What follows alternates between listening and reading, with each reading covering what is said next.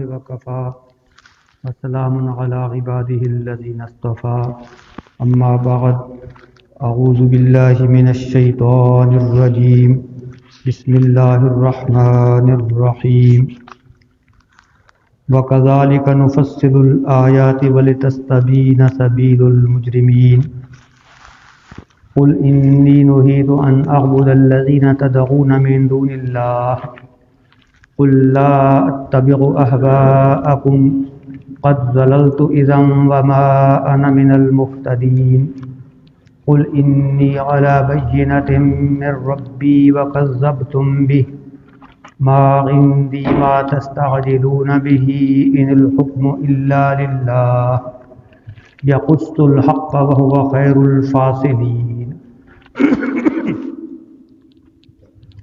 قل لو أن عندي ما تستعجلون به لقضي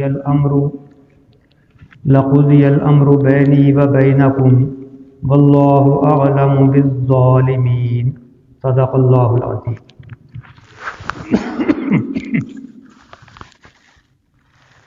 ہم سورۃ الانعام میں یہ مطالعہ کر رہے تھے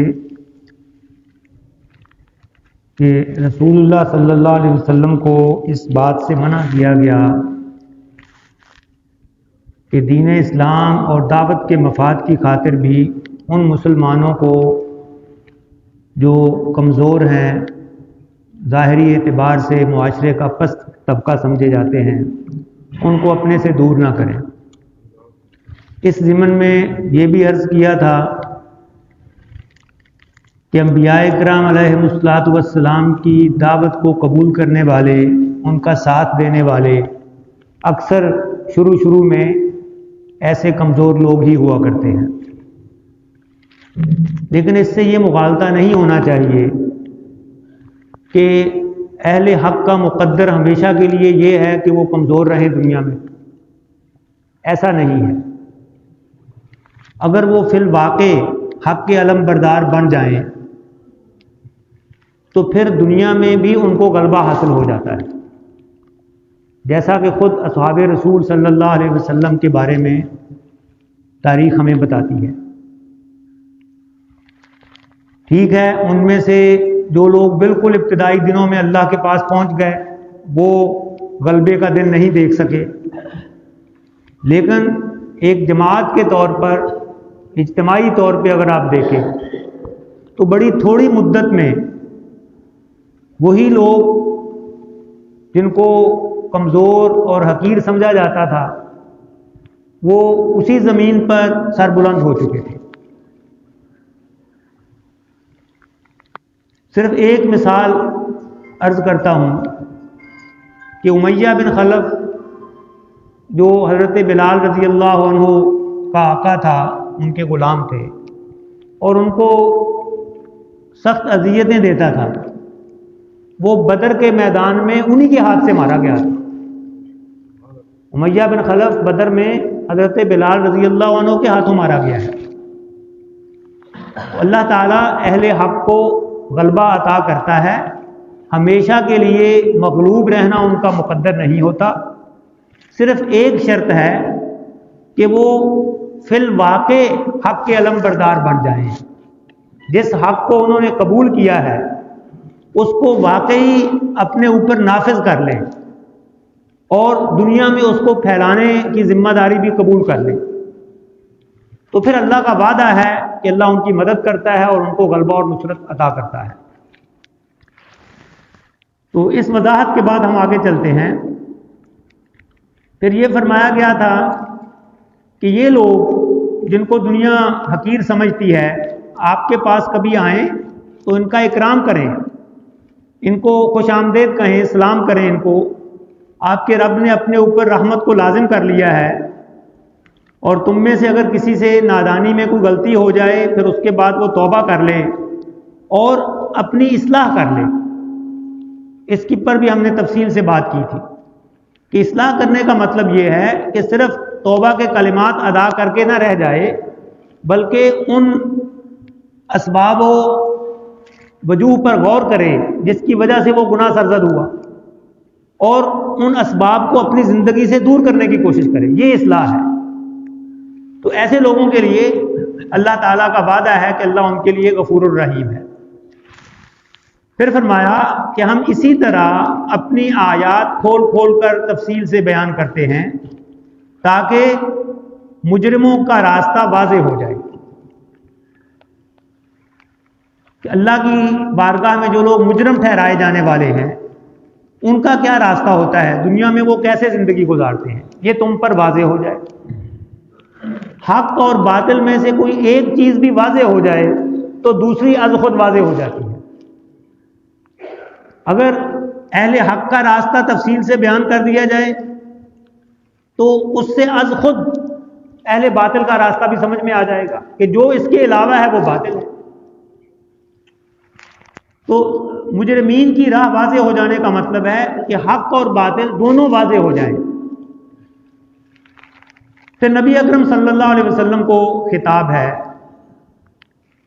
قل انی نہیت ان اعبد الذین تدعون من دون اللہ، کہہ دو کہ مجھے روک دیا گیا ہے، منع کر دیا گیا ہے اس بات سے کہ میں بندگی کروں ان کی جن کو تم اللہ کے سوا پکارتے ہو۔ قل لا اتبع اہواءکم، کہہ دو کہ میں پیروی نہیں کرتا نہ کر سکتا ہوں تمہاری خواہشات کی۔ قد ضللت اذا وما انا من المہتدین، اگر ایسا کیا میں نے تو پھر میں بہکا ہوا گمراہ ہو جاؤں گا اور ہدایت یافتہ لوگوں میں نہیں رہوں گا۔ میرا تو کام ہی لوگوں کو ہدایت کی طرف لانا ہے، تو میں خود ہی بہک جاؤں گا اگر میں نے تمہاری بات مان لی۔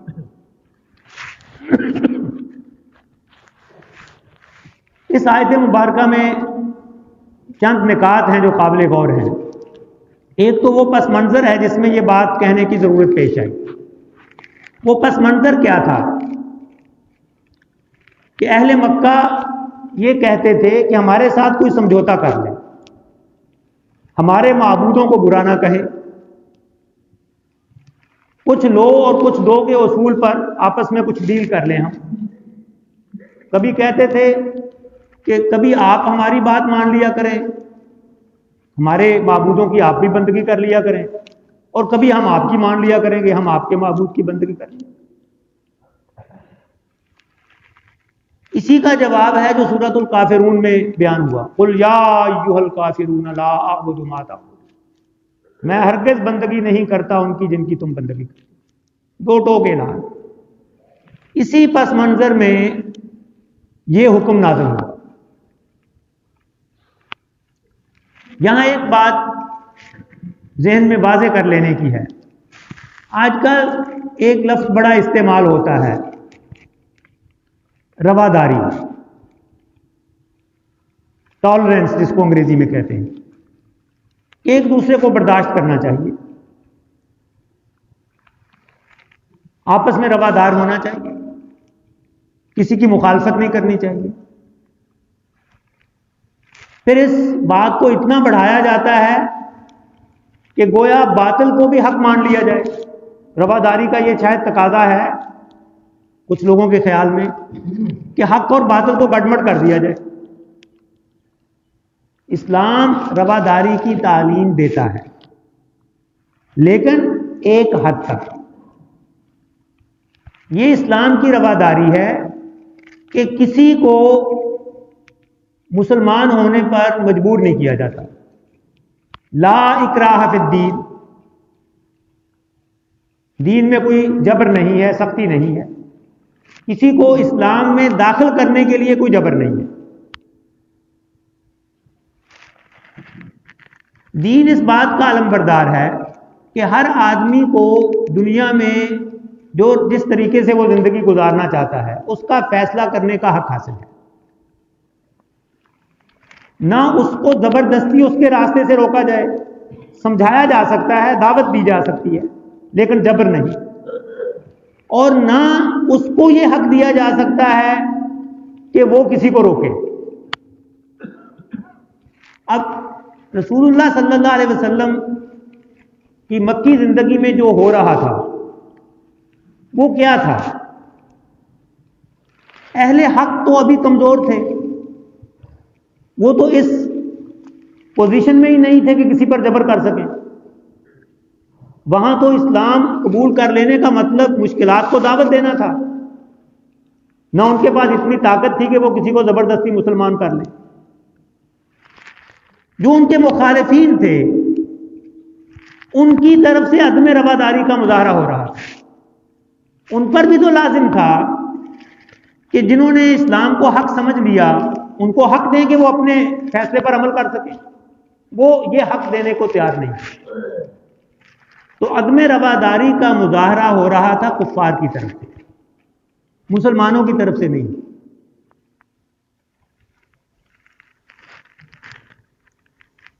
یہ بات اتنی واضح اور اتنی ضروری ہے کہ آپ کسی بھی غیر مسلم کو اس سے یہ حق نہیں چھین سکتے کہ وہ اپنی مرضی کے طریقے پر زندگی گزارے یا اپنی مرضی کا دین اختیار کرے. یہ اس کا حق ہے. آپ اس کو دعوت دے سکتے ہیں، سمجھا سکتے ہیں، اور یہی کچھ نبی اکرم صلی اللہ علیہ وسلم نے کیا.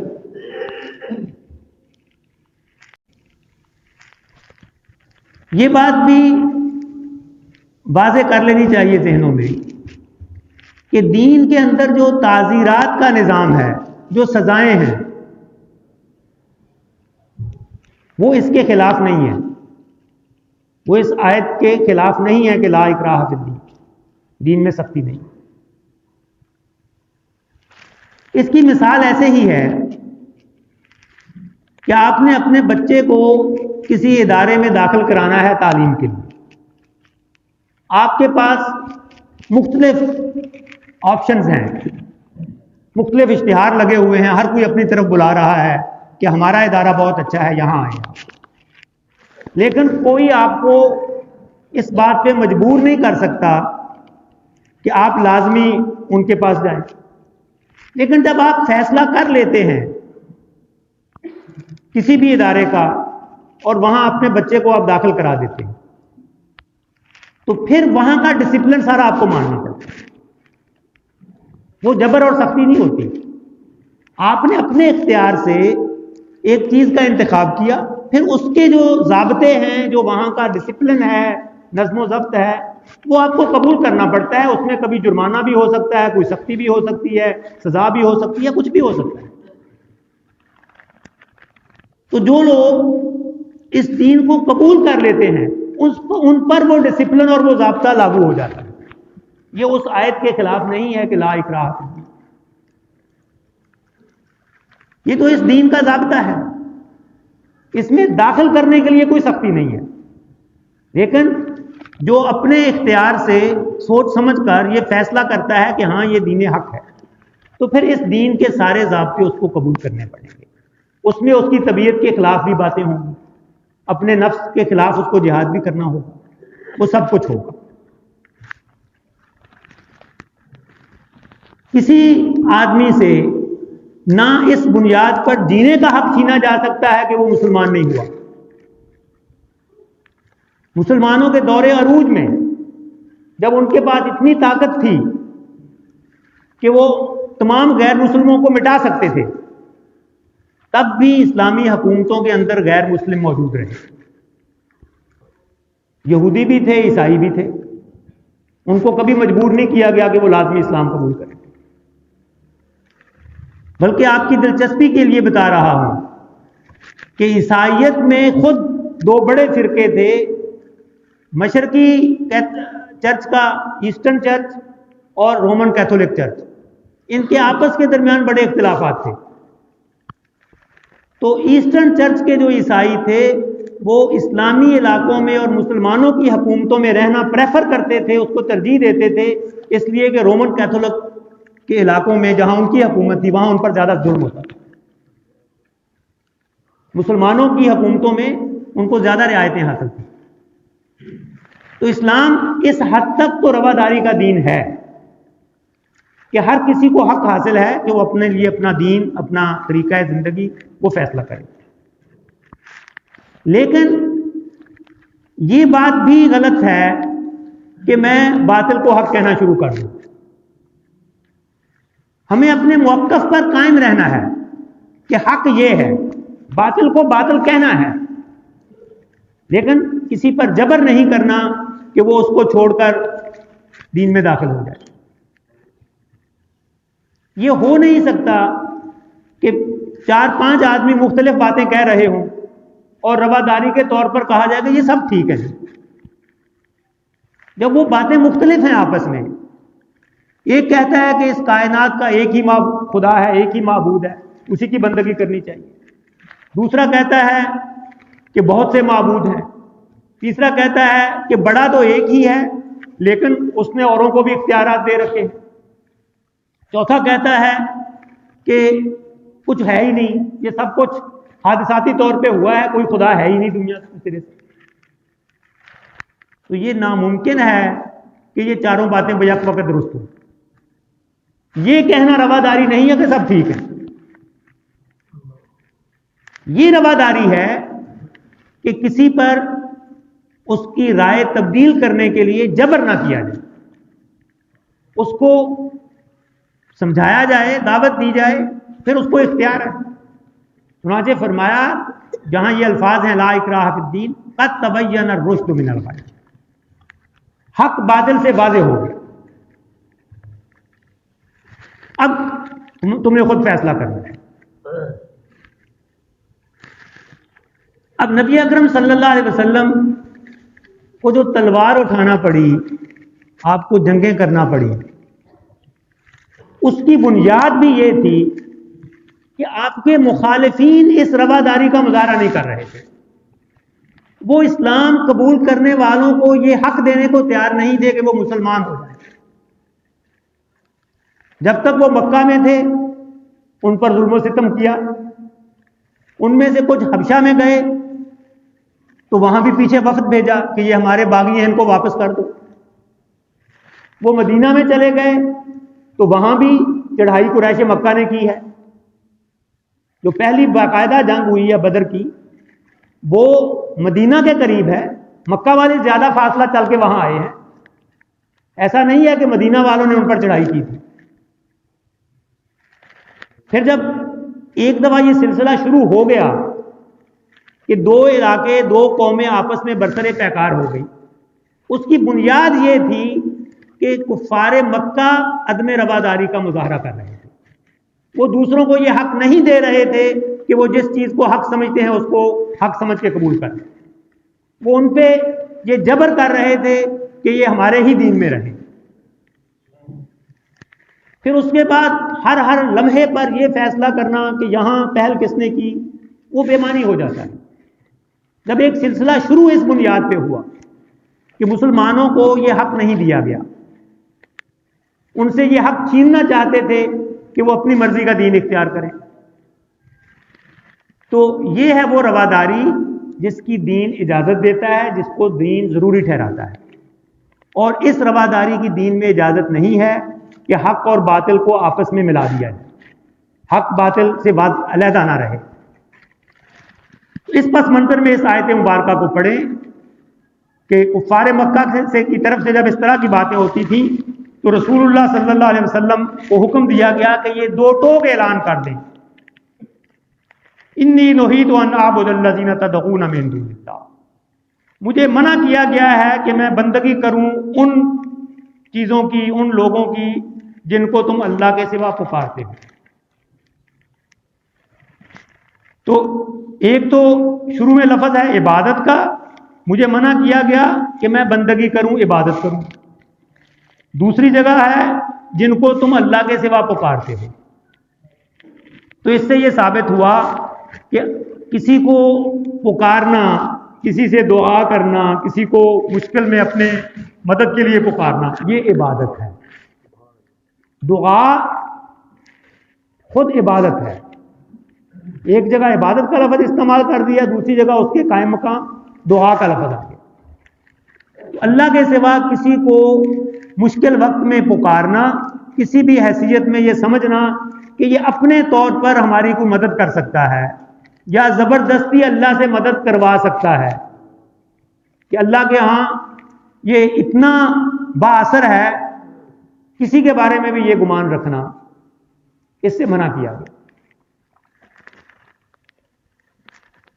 قُل لَا أَتَّبِعُ أَهْوَاءَكُمْ، مجھے حکم دیا گیا ہے کہ میں تمہاری خواہشات کی پیروی نہ کروں.